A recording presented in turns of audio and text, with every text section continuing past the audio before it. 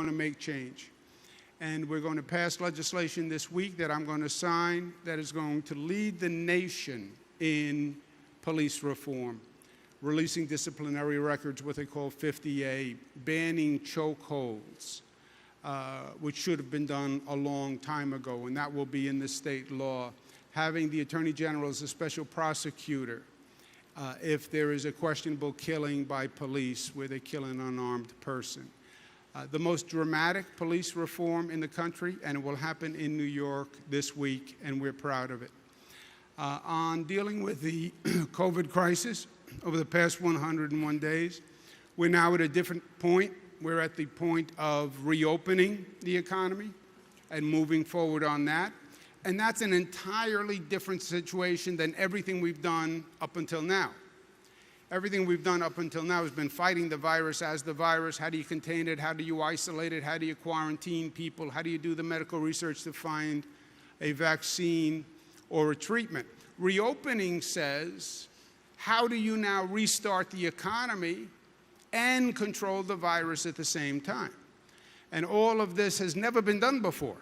There's no blueprint, there's no book written on it, there's no expert on the globe who can say, yes, I know how this should be done. And I speak to all of them. The situations where you have seen reopenings, countries around the world, they're very mixed results.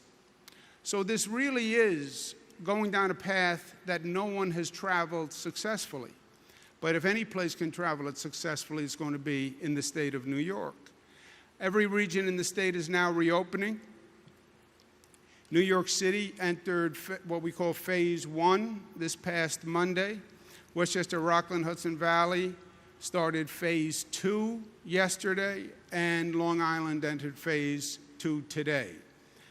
As the number of COVID cases came down. We did the reopening. We measured the reopening to a set of metrics that we established from day one. As we now go forward in this new phase, there's a new focus. And again, the focus is watching the data, watching the metrics, watching the numbers. We're not doing this by political ideology. We're not doing this by gut instinct. We're not doing this by feel. We're not doing this by political pressure. You're dealing with a virus. The virus does not know from Democrats or Republicans or liberals or conservatives. The virus is a virus, and it spreads wherever it can. It's a pure opportunist. But you can measure this. It's public health. It's science. Measure it and follow the numbers. What numbers are important now? The numbers to watch now are the daily testing results. New York tests more than any state in the United States per capita. It tests more than any country on the globe per capita. We do about 50,000 tests every day. Think about that. 50,000 tests every day. And you know exactly where you're doing the test, and you know the result of those tests. So you have that data. You can monitor what's happening on a daily basis. Well, do exactly that. Watch those daily numbers, and if you're going to get into trouble, you'll see it in the numbers. You'll see them starting to increase. And that's exactly what we're doing. And we present them to every local official. We put them on the website. Every citizen should want to know what's happening in their community and their region. And look at the number today. Look at the number yesterday. Look at the number the day before. See if there's any movement. See if the movement is up. See if the movement is down. And see if we have to worry, if there's a cautionary tale, or see if the reopening is proceeding without increasing the viral spread. That's where we are, and that will be the most informed reopening of any state in the country. Just have the discipline to follow the numbers. These numbers, for example, on Long Island, today Nassau is 0.8, really yesterday. Monday was 0.1, Sunday it was 1.1. There'll be slight deviations up and down. These are not the largest statistical samples when you break them down, but you'll be able to see movement and you'll know when there's an issue. All of us have a role to play. What determines the virus spread? We do. We do. Not government, not state government, not city government, not the federal government. This has always been about what society does. It's been a social issue. Can people change their behavior? Can they learn? Can they learn quickly? Can they actually wear masks? Can they actually socially distance? Can they actually use hand sanitizer? Can they stay away from large gatherings? If they can, the virus spread will be contained. If they can't, you'll see an increase in the viral spread. My role has been to inform people, to educate people, to motivate people about what can be done and should be done and what are the consequences. And it has worked brilliantly up until now. And now in reopening, we have to actually double down on our diligence. Business owners, employers that are reopening, like we see here today, provide the right equipment, have employees socially distanced, store owners have responsibility, employees themselves have responsibility, each one of us as an individual has responsibility, and the local governments have a responsibility to make sure their Department of Health is out and making sure things are working well. Well, we're reopening, we're out of the woods, everything is fine. No. Reopening is actually much harder than closing. Closing was abrupt and disruptive, but it was simple. Everything is closed.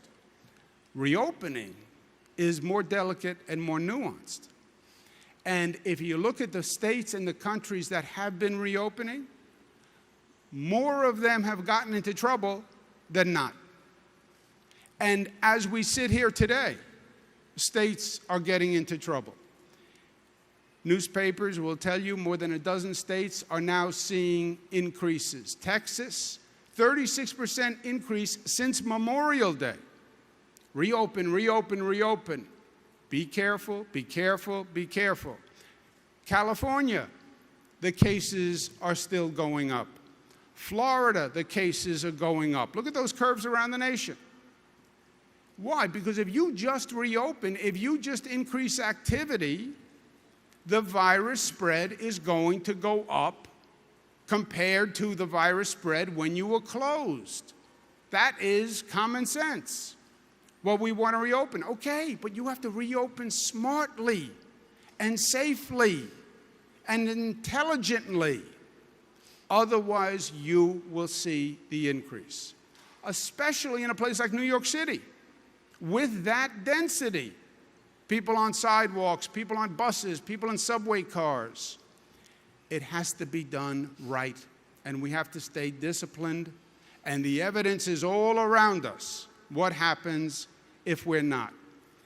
Going forward, we need to do two things simultaneously. Number one, monitor the reopening, what we've just been talking about. Watch the numbers, be smart, be diligent. And second, let's energize the reopening. Let's set the bar a little higher. Let's not just reopen, but let's have an affirmative strategy that re-energizes the opening. How do you do that? Stimulate the economy. Now is the time to do large-scale development projects. Now is the time you want to see government investing, the private sector investing in building large-scale developments that you know can help drive economic growth. And you actually have an opportunity. Well, everything is closed down, there's less activity, there's less volume. Great, great on one level. If there's less activity, then we can actually build more aggressively because there's less disruption. It's what LaGuardia Partners and Port Authority was smart enough to do right here. Well, there's less traffic at the airport. That's a problem on one level, obviously.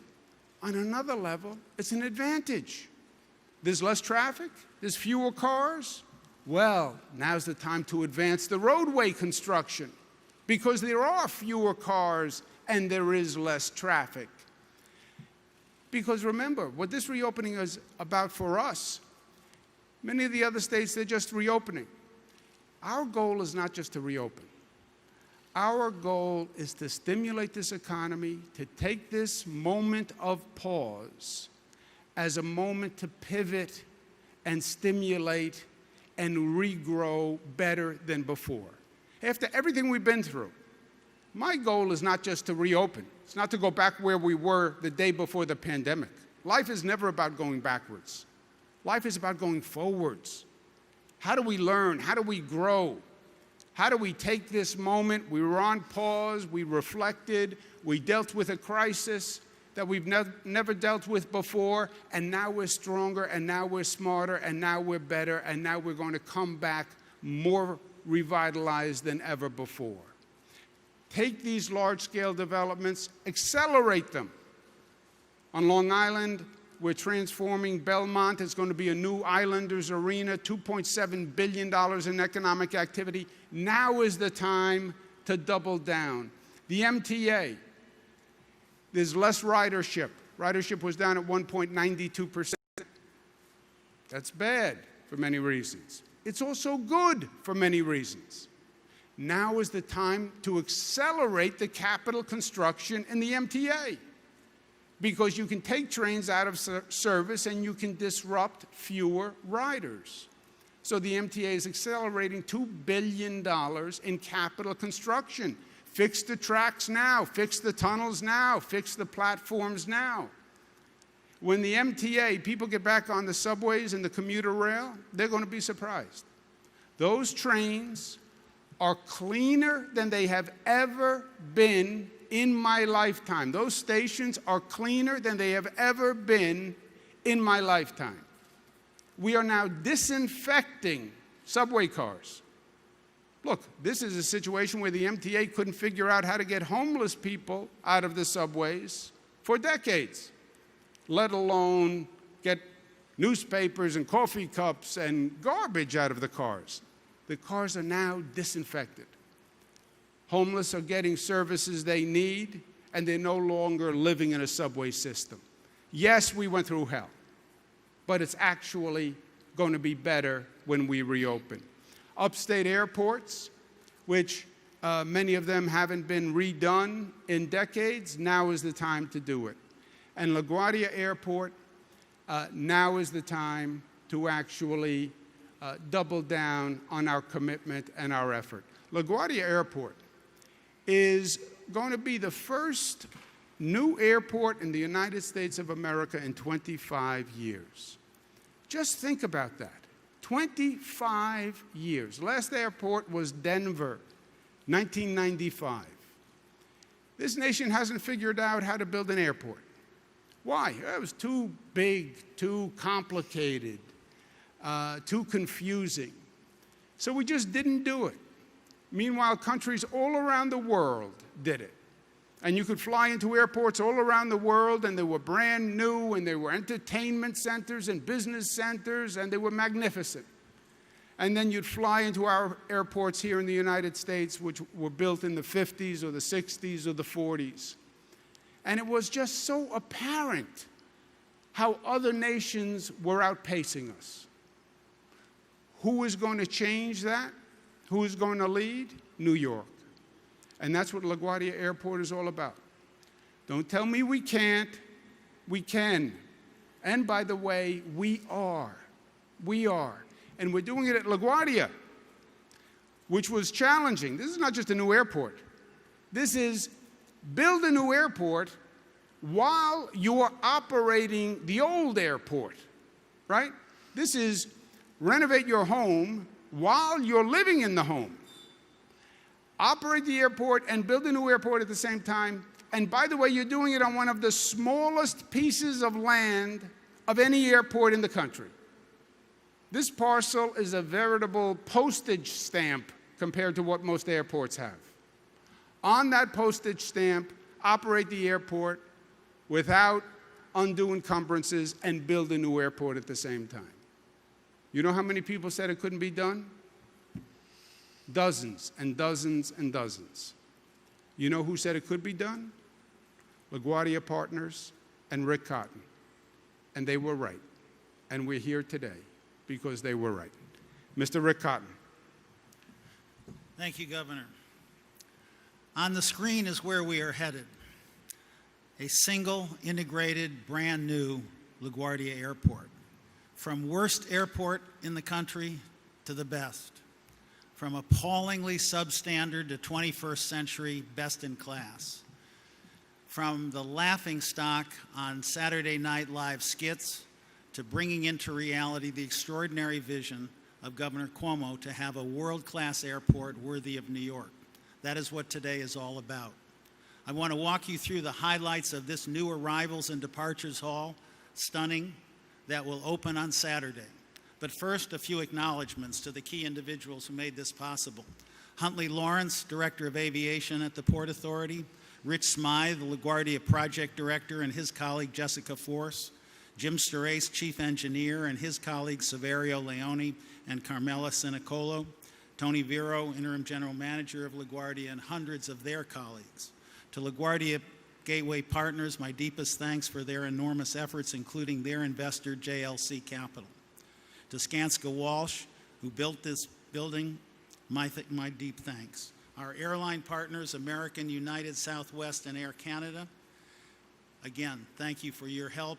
And to the unions and the union construction workers and the skilled trades, men and women, who devoted 6 days a week, double shifts, they are the ones who built this airport and to whom we are enormously grateful, as well as to elected officials, including in particular Assemblyman Jeff Aubrey and community leaders with whom we worked and consulted.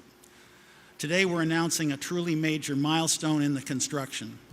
Governor Cuomo announced in 2015 his vision for a totally new 21st century integrated LaGuardia, one airport. Since then, the construction of the nation's first entirely new airport has progressed with great intensity. 4 years ago, we broke ground on this terminal. 3 years ago, we broke ground on Delta's eastern half of the airport. In the last 18 months, we've opened 2 of 6 brand new concourses with 25 new gates.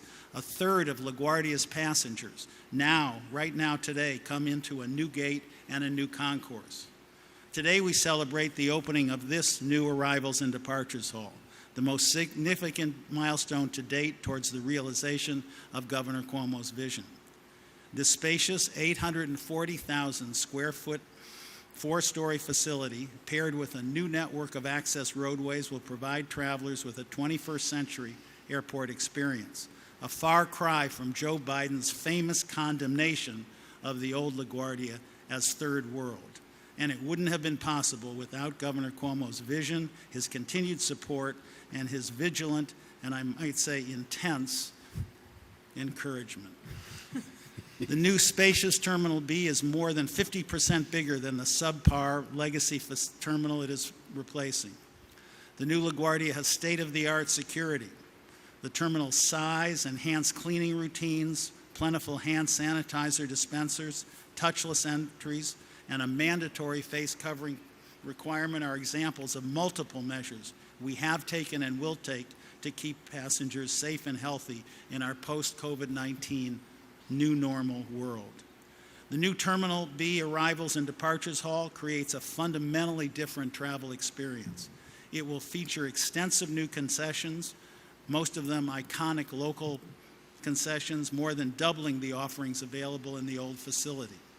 The Public Art Fund, a renowned leader in the civic and public art world, curated an outstanding collection of 4 permanent public art installations by 4 leading artists.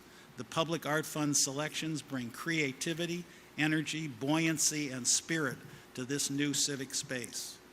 The ambitious groundbreaking scope and scale of LaGuardia's $8 billion redevelopment is being delivered through 2 innovative public-private partnerships that harness private skill to deliver this extraordinary new airport. And 2/3 of this project's financing comes from private sources. At LaGuardia, we are fully committed to a robust community development program. This project will generate more than 14,000 good-paying jobs, both on and off the airport. Indeed, at various times, there have been more than 1,500 workers on this site at the same time. Thus far, the LaGuardia redevelopment program has awarded more than $1.4 billion in contracts to minority and women-owned businesses, and more than $500 million in contracts to Queens-based businesses. To ensure that residents in the communities surrounding LaGuardia have access to job recruitment and placement services, we established a LaGuardia Career Center in Corona, Queens, partnering with 2 community-based organizations, as well as the Council on Airport Opportunity.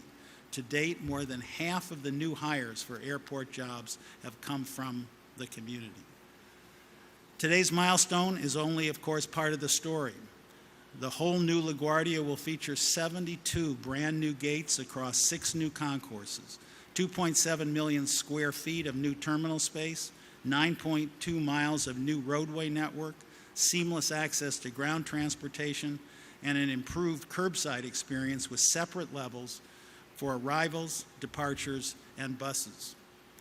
Here on the screen is the footprint of the entire new airport with the new Terminal B arrivals and departures hall, where we are right now, highlighted in the middle of this slide. And here you see the entire new integrated LaGuardia well on its way. Every single legacy passenger building torn down, with the exception of the landmark Marine Air Terminal.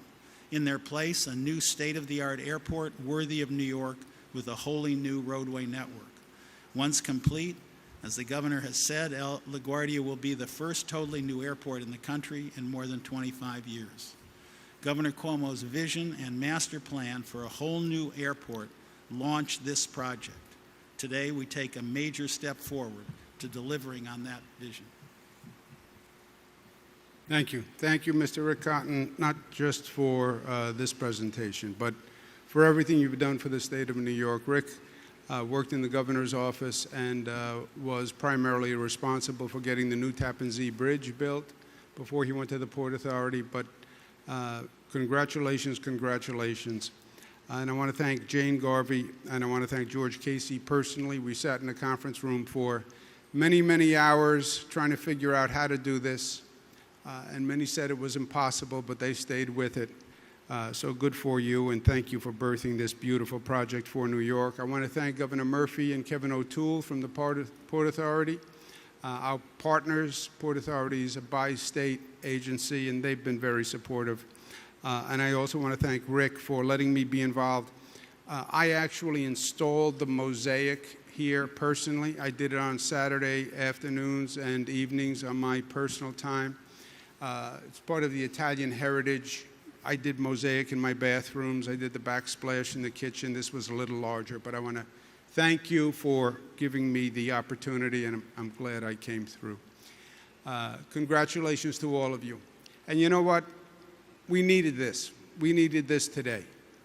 We needed to see the light at the end of the tunnel. We needed to see possibility. We needed to see New York stand up and shine. We needed to remember how great a place this is and how great a people we are. And yes, we've gone through a rough 101 days, but you ain't seen nothing yet. Questions? We'll take a couple of quick ones, then we're going to cut a ribbon. I took the M60 Select bus over. It took me about 25 minutes. Lickety split. It was free because I have an unlimited Metro card. Why are we building an air train that would take me and a lot of other people a lot longer to get to the airport, and it would cost us a lot more? You said we could build anything, such as this airport, but we can't build a one-seat ride here? Do you believe that the commute you had today on a bus with this level of traffic is emblematic to a normal commute into this city? If I had a bus lane, then it would be a lot faster. Yeah, if. I'm a Queens boy. I grew up a few miles from this airport. It can take you an hour easily to get into New York City, hence an air train. Can you tell What us do you think how about much the the traffic Blasio? is down at LaGuardia because of the epidemic? How much is the traffic down at LaGuardia? And also to assure folks who might doubt, yeah, this looks great, But when is it really going to be needed? The passenger volume at all of our airports has been down more than 95%. At LaGuardia, at one point, it was down 97%. It's recovered a few percentage points, but fundamentally, the traffic has remained down 95%. Go ahead. In terms of the future, there's no doubt that air travel will recover. It's not a question of if, it's a question of when. We are building these projects for the future. This is a 5-year project. We are 4 years into it. We're looking forward to completing it in a year and a half. Other projects, infrastructure projects, look to the future. If you look at private sector partners, we have 2 of them here. They are 100% committed. It is their money. 75% of the money in this project is private money. 90%, if we can go forward with Kennedy, is private money. Everyone in the private sector has complete confidence and willing to put their money where their mouth is that air travel will come back. Yeah, if I could just add on to that. When will this be needed? This was needed 30 years ago and 20 years ago when Joe Biden said, if you were blindfolded on a plane and you landed and were in LaGuardia Airport and you took off the blindfold, you would think you were in a third world country. This should have been done decades and decades and decades ago. This is long overdue. LaGuardia was an embarrassment. And are we going to need airports? Yes, we're going to need airports. Planes are going to fly. Cars are going to roll. Trains are going to move. Life goes on, post-COVID. Mr. Schiff, one more, and then we're going to cut a ribbon. Go ahead. What do you think about de Blasio using his... No, I said one more, not 2. Two quick questions. Okay. Swimming pools. Suffolk County officials have said it's up to municipalities if they want to open outdoor pools this summer.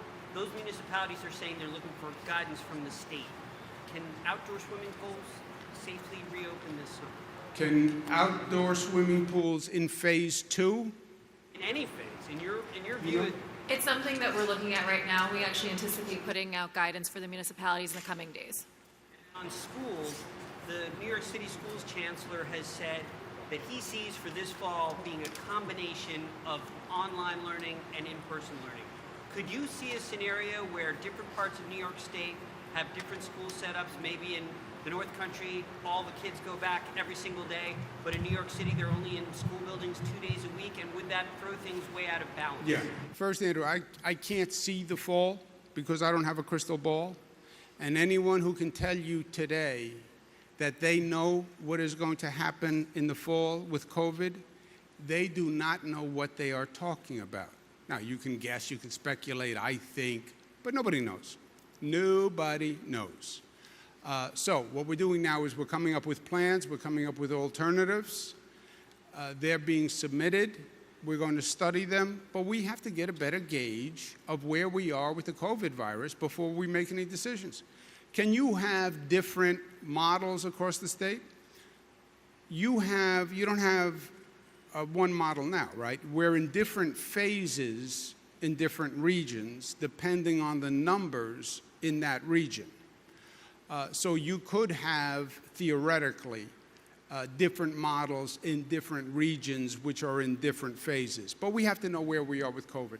We're going to cut a ribbon. Congratulations to everyone on this great achievement.